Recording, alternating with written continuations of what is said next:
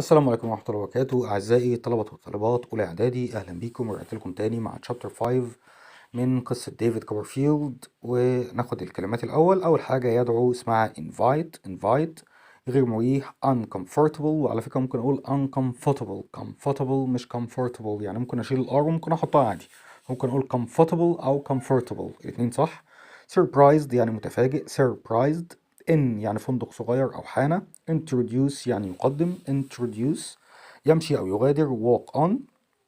ممتع enjoyable يستلم receive يعود return. يدفع pay. يبكي أو يصرخ cry. يمشي يمرن بيه يعدي على حاجة يعني اسمها walk past. ديون debts بكل تأكيد certainly سجن prison. منزعج alarmed. يسرع hurry. شقة apartment. imagine يتخيل. agree يوافق. handsome يعني وسيم. immediately يعني في الحال حالا يعني. recognize يتعرف على. rough voice يعني صوت خشن. tears يعني دموع. run down ينزل إلى أسفل أو ينحدر لأسفل. cheeks يعني خدود. charming يعني ساحر أو خلاب. cruel يعني شرس أو قاسي. get into trouble يعني يتورط في مشاكل. remember يتذكر. join ينضم. company يعني شركة. clerk موظف. rent يستأجر. طيب بعد كده بقى ديفيد طبعا عايش في بيت مستر ويكفيلد زي ما عرفنا، وبيدرس في المدرسة بتاعة كانتربري والدنيا تمام. مين التعبان بتاع القصة؟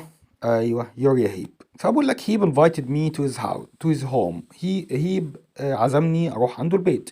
Where he and his mother asked me questions about Agnes and Mr. Wakefield. ولما رحت هناك قعد هو ومامته يسألوني أسئلة عن أجنس ومستر ويكفيلد. and made me feel uncomfortable وخلوني حسيت إن أنا مش مستريح. Then, as I was coming out of their house وأنا طالع من بيتهم, I was surprised to see Mr. Micawber in the street. اتفاجئت بمين؟ مستر ميكوبر ده اللي كان عايش عنده لما كان في لندن وكانت سجن وكلام من ده، هو ده بقى. وهو طالع من بيت يوريا هيب لقى مستر ميكوبر في وشه. He told me that he was on his way back to London. وقال لي إن هو هيرجع لندن تاني. And was staying at an inn in Canterbury for a short time. وقاعد دلوقتي في فندق صغير كده في كانتربري لفترة قصيرة على ما يرجع لندن تاني. I quickly introduced him to the Hebes before we walked on. فاحنا واقفين كده يوريا هيب طبعا طلع يودعه هو ومامته، وقابل مستر ويكفيلد فقال له ايه اعرفك على دول بقى على السريع كده. عرفهم على بعض وبعد كده ايه كملوا ماشي مع بعض. Come and see Miss Micawber. قال له تعالى معايا بقى عشان تشوف ميس ميكوبر تسلم عليها. He said and so it was that I had dinner with the Micawbers that evening. رحت سلمت عليها وتعشيت معاهم يومها. And a very enjoyable dinner too. كان عشاء كان جميل جدا وممتع جدا يعني. I thought you were in Plymouth. مش انت كنت قايل انك هتروح بلايماوس لما كان مستر ميكوبر ماشي من لندن ايام ما كان ديفيد عايش هناك؟ قال له انا هروح بلايماوس عند قرايب مراتي يعني. فبقول له مش انت قلت لي انك رايح بلايماوس؟ I said Mr. Micawber couldn't find work. فميس ميكوبر قامت رد عليه قامت قايله له ايه لا والله ده مستر ميكوبر ما لقاش شغل في بلايماوس. And my family received us coldly I'm afraid. وللأسف دي ميس ميكوبر بتكلمه يعني. وعيلتي اللي احنا كنا عاملين حسابنا ان هم هيستحملونا يعني قابلونا ببرود كده. اه dear I said. قلت لها يا حبيبتي معلش هي ده حل الدنيا. So we are returning to London. فخلاص احنا راجعين لندن دلوقتي ملناش عيش في البلد دي يعني. What else can we do؟ طب ايه تاني اللي ممكن نعمله؟ But we must wait for some money to arrive to pay our bill at an. احنا قاعدين دلوقتي مستنيين اي فلوس تجيلنا عشان ندفع تمن قعدتنا في الفندق اللي احنا قاعدين فيه ده. I felt sorry for Mr. and Mrs. Micawber. فحسيت بصراحة ان هم صعبوا عليا يعني. I wish I could lend you the money you need. فقلت له والله اتمنى ان انا اقدر اسلفكم الفلوس اللي انتوا عايزينها. ف مستر ميكوبر قال له ايه You are a true friend Copperfield. انت صديق جيد فعلا يا كوبرفيلد. And Micawber threw her arms around his neck as he started to cry. وبدأ يعيط قامت مراته بسرعة قامت قايمة واخداه في حضنها كده ما تزعلش يا حبيبي ربنا يكرمنا ان شاء الله. But he stopped in time to order a large breakfast from the waiter for the next morning. هو في وسط عياته كده اما بطل عيات شويه، وقام طالب من الجرسون، قال له انا عايز فطار ملوكي بكره الصبح، وكمل عياط تاني عادي. تحس ان مستر ميكوبر ده في دنيا والناس في دنيا تانية، يعني اعصابه في تلاجة بصراحة. I left soon after. بعدها بشوية كده ديفيد قال لك العالم دي مجانين، فسابهم ومشى. promising to have dinner with them again before they went back to London. وعدتهم ان انا هاجي اتعشى معاهم تاني قبل ما يروحوا لندن، ما اكل ببلاش بقى، وما كده كده قاعدين ومش بيدفعوا يعني. but the following evening تاني يوم بالليل I was surprised and a little alarmed to see Mr. Micawber and Uriah Heep walking past the Wakefields house. بس استغربت واتفاجئت واندهشت لما لقيت مستر ميكوبر تاني يوم على طول ماشي مع يوريا هيب ومعديين على بيت مستر ويكفيلد. قال لا، ايه اللي جاب ده لده؟ ارم ان ارم، وكمان مأنججين بعض يعني. The next time I went to the inn asked Mr. Micawber about his meeting with Heap. تاني مرة رحت لمستر ميكوبر فقلت له انت تعرف يوريا هيب منين؟ I will tell you this Copperfield. فقال له بص يا ابني انا هقول لك، هحكي لك كل حاجة. That young man will be a lawyer one day. الواد ده، الشاب ده اللي هو يوريا هيب يعني، هيبقى محامي في يوم من الأيام. After that we ate another enjoyable dinner and Mr. Micawber drank a lot of wine and became very happy. بعدها اتعشينا عشوة حلوة تاني من أم بلاش اللي احنا قاعدين في الفندق اللي مش دافعين له فلوس ده، ومستر بيكوبر شرب إزازة واين كبيرة وبقى مبسوط وسعيد. But the next day تاني يوم I received a letter from him. جالي جواب منه saying that he couldn't pay his debts and would almost certainly go to prison again. بعت جواب تاني لديفيد تاني يوم على طول، قال له انا مش ما قدرتش اسد ديوني، وانا يعني 150% كده هروح السجن تاني. I was alarmed about this. فكنت قلقان من الموضوع ده واندهشت منه and hurried to the inn to see if I could help.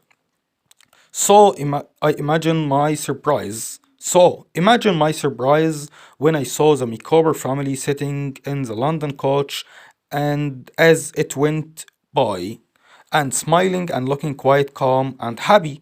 فطبعا ساعة ما لقيت الجواب جاي لي طلعت جري بقى اشوف هل حقه من السجن ده ولا لأ. وتخيل بقى رحت كده اتفاجئت بايه؟ المستر ميكوبر وعيلته قاعدين في العربية اللي رايحة لندن ومبسوطين وسعداء وبيضحكوا وشكلهم هادي ومبسوط وسعيد. هو في ايه يا جدعان؟ انتوا مش لسه قايلين انتوا داخلين السجن ومش عارفين تدفعوا ديونكم؟ The years passed and my time at school came to an end. السنين عدت وفاتت وخلاص قربت اخلص مدرستي. My aunt suggested that I took a short holiday in Yarmouth with Bigoti and I agreed. وبعد ما خلصت مدرسة بقى عمتي قالت له عايز تشتغل يا ابني؟ قال لها مش عارف. قالت له طيب روح ايه اقعد في يارموس مع بيجوتي كام يوم كده عشان تفكر يعني. فقال لها تمام. But first I went to London. بس قبل ما اروح يارموس رحت مين؟ رحت لندن. I was drinking coffee in a hotel. قاعد في فندق بشرب قهوتي when I saw a handsome man across the room. شفت واحد قصادي في اخر الأوضة كده او في اخر الصالة بتاعت الفندق يعني. I knew him immediately. اول ما شفته عرفته. Although he didn't recognize me. بالرغم من ان هو ما عرفنيش اول ما شافني، ولكن انا عرفته على طول. Steerforth I said. Steerforth اللي كان معاه في المدرسة اللي هي سلام هاوس. Don't you remember me؟ انت مش فاكرني؟ His eyes opened wide with surprise. فعينيه فتحت كده وسعت من كتر الدهشة.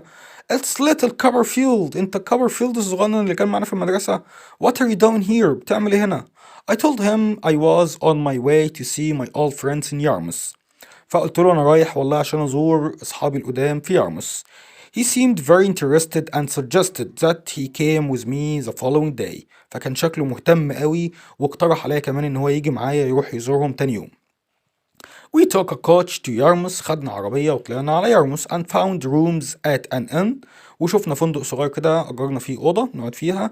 The next day I went to see Bigoti and arranged to meet Steerforth at her house. تاني يوم رحت عشان أشوف مس بيجوتي وعملت ترتيبات إن أنا أقابل ستيرفورث عندها في البيت. later بعدها بفترة يعني بعدها بشوية. Bigoti didn't recognize me. بيجوتي ما عرفتنيش. Is Barks at home? I asked in a rough voice. فبسألها بصوت خشن كده مغير صوته يعني بقول لها باركس موجود في البيت. Then she looked more closely at me as I smiled. وبعدين قمت مبتسم كده فقامت مركزة قوي معايا وقامت بصالي. my dear boy. ابن حبيبي. She cried. She threw her arms around me. وقامت واخداني بالحضن على طول and the tears ran down our cheeks والدموع نزلت من عينينا احنا الاتنين، قعدنا نعيط قصاد بعض. Later بعدها بشوية ستيرفوكس and I went to the little boat house. أنا وستيرفوكس رحنا بقى، هي طبعا بيجوتي اتجوزت بقى باركس وعايشة مع البيت لوحدها يعني مش عايشة معاه. بعد كده أنا وستيرفوكس بقى رحنا بيت مستر بيجوتي اللي هو أخوها بقى اللي هو البوت هاوس. ستيرفوكس was charming and everyone liked them. ستيرفوكس كان واد ساحر وخلاب كده وكل الناس حبوه. مستر بيجوتي had some happy news. مستر بيجوتي كان عنده شوية أخبار سعيدة. Emily was to marry him. إيميلي خلاص اتخطبت وهتتجوز هيم. She was very grown up. كانت خلاص كبرت بقت آنسة ناضجة بقى and beautiful now وبقت إنسانة جميلة. And I thought Ham would be a good husband to her. وكنت شايف إن هام هيبقى زوج مناسب ومثالي بالنسبة لها. But Steerforth didn't agree. ولكن ستيرفورث ما كانش موافق على الكلام ده. He looked too rough and dull to be husband to that pretty girl. فبيقول لهم لا أنا شايف إن هام ده هيبقى مش مناسب خالص ومش هو الزوج المناسب ليها ومش مش هينفع لها يعني. He said as we walked back to the inn. قال الكلام ده لديفيد وهم راجعين تاني على الفندق بتاعهم. I was surprised but Steerforth's cruel remark. كنت مستغرب قوي من تعليقات ستيرفوكس القاسية دي. هام is a good man I said. فقلت له ده هام ده واد كويس جدا، انت بتقول عليه كده ليه؟ We stayed in Yarmouth 2 weeks. قعدنا في يارموث أسبوعين. But Steerforth went fishing with Mr. Bigotty most days. معظم الأيام طول الأسبوعين دول كان ستيرفورث بيطلع يصطاد مع مستر بيجوتي. I went for a long walks along the wide beach and the roads. وأنا كنت بطلع أتمشى مسافات طويلة على الشاطئ وعلى الطرق بتاعة يارموث. On the last day وفي آخر يوم when we were going to Bigotty's house واحنا راجعين بقى على بيت بيجوتي ستيرفورث informed me that he had bought a boat. ستيرفورث أخبرني أو عرفني إن هو اشترى مركب. Mr. بيجوتي will look after it when I am not here. وقال له كمان مستر بيجوتي هياخد باله من المركب ده وأنا مش موجود. يعني هيسيبه في يارموث ويجي اجازات يركب المركب بتاعه وهو مش موجود، يبقى المركب ده مع مين؟ مع مستر بيجوتي. I'm going to call it the little Emily. انا هسمي المركب بتاعي ده ايميلي الصغيرة. فديفيد smiled ابتسم. You pretend it's for yourself but it's for Mr. بيجوتي. هو فاكر ان هو بيعمل ده كمساعدة لمستر بيجوتي، ما يعرفش اللي فيه زفت جاي ورا يعني. فبيقول له انت بتعمل ده عشان مستر بيجوتي. That's very generous of you. ده كرم كبير منك. But Steerforth didn't answer. ولكن ستيرفورث ما ردش لأن هو طبعا مش عامله ده لله ولا حاجة، ده هو وراه نوع على حاجات وحشة يعني. Emily and Ham were at Bigotti's house with a young girl. إيميلي وهام كانوا في بيت مستر بيجوتي ومعاهم بنت صغيرة. Her name was Martha. كانت البنت دي اسمها مارثا. She had got into trouble and wanted Emily to give her money to go to London to live. حصل لها شوية مشاكل وكانت عايزة إيميلي تديلها فلوس عشان تروح تعيش في لندن. هام gave Emily a small bag of coins. فهام قام مطلع صورة من الدنانير كده قام مديها لإيميلي تديها لمين؟ لمارثا دي.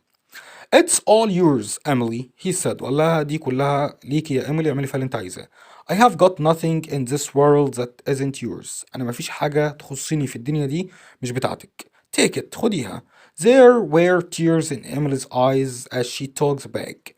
عينين إيميلي كانت مليانة دموع وهي بتاخد منه الكيس ده أو الشنطة دي، الصورة من الدنانير دي. Then she gave the money to Martha. وأخدت الفلوس ادتها لمارثا. Martha thanked her and kissed her hand. Then went away. مارثا شكرتها وبست ايديها وخدت الفلوس وطلعت تجري قبل ما يرجعوا في كلامهم يعني. Oh Ham, cried Emily. فإيميلي قامت معيطة قالت له يا هام I'm not a good girl. أنا مش بنت كويسة. Why don't you find someone better than me to love? أنت ليه ما شفتش حد أحسن مني؟ شفتش واحدة أحسن مني تحبها وتتجوزها؟ فطبعا الكلام غريب. It seemed a strange thing to say then. الكلام ساعتها كان شكله غريب قوي. But I remembered it later. ولكني افتكرت الكلام ده بعدها بفترة. On next day تاني يوم Steerforth and I went back to London. أنا وستيرفورث رجعنا لندن where I joined the law company Spinlow and Jorkins. رحت اشتغلت في شركة محاماة أو مكتب محاماة، كان بتاع واحد اسمه سبينلو وواحد اسمه جاركنز، شركاء في المكتب هما الاتنين. My aunt paid £1,000 for me to become a clerk to a lawyer. عمتي دفعت 1000 جنيه للمحامي ده عشان بس يخليني اشتغل عنده، اتعلم المحاماة عنده. يعني هو مش بتدفع له فلوس عشان يشتغل، بتدفع له فلوس عشان يتعلم المحاماة وبعد كده يبقى ايه، يفتح لنفسه مكتب يعني. She also rented an apartment where I could live. وكمان أجرت لي شقة أعيش فيها. And where friends could visit me. وكمان أصحابي ممكن يجوا يزوروني في الشقة اللي هي أجرتها لي دي. وهنعرف بعد كده بقى المصايب اللي ستير فورس وإيميلي هيعملوها، وهام يا عيني هيموت، وهيحصل بقى حاجات كتير الترم التاني إن شاء الله بقى أكمل لكم وأقول لكم اللي هيحصل يعني. طيب الدايلوج بقى عندنا come and see Mrs. ميكوبر. طبعا ده كان مستر ميكوبر بيكلم ديفيد. I thought you were in Plymouth. ده كان ديفيد طبعا بيكلم ده كان مستر ميكوبر بيكلم ديفيد في الكوتيشن الأولاني. التاني طبعا ده كان ديفيد to مستر ميكوبر when he met him in front of Uriah Heep's house. Mr. Mikober couldn't find work and my family received us coldly. ده كان طبعا Mrs. ميكوبر بتكلم ديفيد about what happened to her husband، عن اللي حصل لجوزها. So we are returning to London, what else can we do. برضو كان Mrs. ميكوبر بتكلم ديفيد about what happened to her husband. What we must wait for some money to arrive to pay our bill at an inn. ده برضه ميسيس ميكوبر بتكلم ديفيد. I wish I could lend you the money you need. ده ديفيد بيكلم ميسيس ميكوبر and مستر ميكوبر. You are a true friend. ده مستر ميكوبر to David when David told him that he wish that he could pay their debts. كان بيقول له أنا بتمنى إن أنا أقدر أدفع لكم ديونكم. كده هيكون خلص شابتر 5 وخلص الترم الأول، وانتظروني إن شاء الله في الترم التاني نكمل القصة مع بعض. ولو عجبكم الفيديو متنسوش تعملوا لايك وشير وسبسكرايب، والسلام عليكم ورحمة الله وبركاته.